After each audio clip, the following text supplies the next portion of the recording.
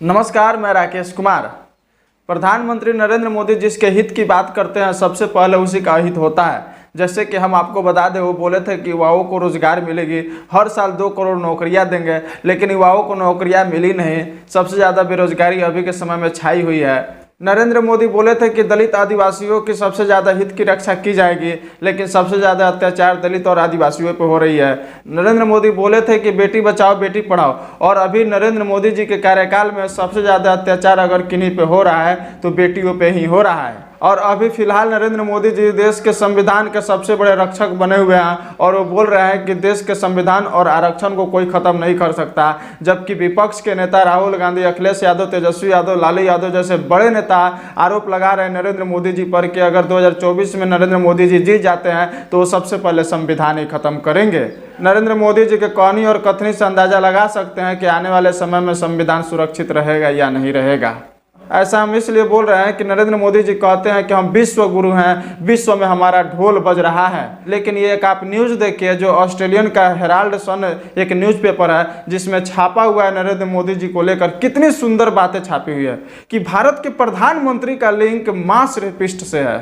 आप समझ सकते हो और समझिए कि इंडिया का किस तरह से विदेशों में ढोल बज रहा है। आपको हम बता दें, कर्नाटक के एक नेता प्रज्वल रेवन्ना पर आरोप लगा है कि वे 2800 से ज़्यादा महिलाओं का रेप किए हैं, और उनका वीडियो पूरी वायरल हो चुका है। कुछ दिनों पहले आप देखे होंगे कि नरेंद्र मोदी जी के सांसद और उनके करीबी बृजभूषण सिंह पर महिला रेसलरों ने आरोप लगाया था कि उनका यौन शोषण किए हैं, और दिल्ली में प्रोटेस्ट भी हुआ था। अब मुझे समझ में नहीं आता कि नरेंद्र मोदी जी के करीबी नेता लोग इतने बड़े रेपिस्ट क्यों निकलते हैं, जबकि नरेंद्र मोदी जी नारा देते हैं बेटी बचाओ और बेटी पढ़ाओ। अब जहाँ तक मुझे लग रहा है, जिस तरह से नरेंद्र मोदी जी नारा दे रहे हैं कि संविधान का रक्षा हम करेंगे, देश में कोई माई का लाल पैदा नहीं हुआ जो संविधान खत्म कर दे, आरक्षण खत्म कर दे। मुझे जहाँ तक लग रहा है कि आने वाले समय में संविधान और आरक्षण ही खत्म होगा। कुछ दिन पहले आपने न्यूज़ देखा होगा कि बीएचयू में जो एक लड़की के साथ गैंग रेप हुआ था, उसमें भी गैंग रेप करने वाले आरोपी बीजेपी के ही नेता निकले हुए थे। हेराल्ड सन के साथ द ऑस्ट्रेलियन न्यूज एक एजेंसी ऑस्ट्रेलिया का, वो भी नरेंद्र मोदी जी के बारे में लिखी हुई है, आप भी देख सकते हैं। आखिर नरेंद्र मोदी जी और उनके भक्त जो हैं किस आधार पे बोलते हैं कि विदेशों में इंडिया का डंका बज रहा है। अब उन लोगों को कौन समझाने जाए कि विदेशों में हमारे मोदी जी का डंका बज रहा है, किस तरीके से डंका बज रहा है। आपको हम बता दें कि ये प्रज्वल रेवन्ना जो रेपिस्ट निकला है, वो पूर्व प्रधानमंत्री एचडी देवगौड़ा का पोता है, और नरेंद्र मोदी जी उसके समर्थन में चुनाव प्रचार कर चुके हैं।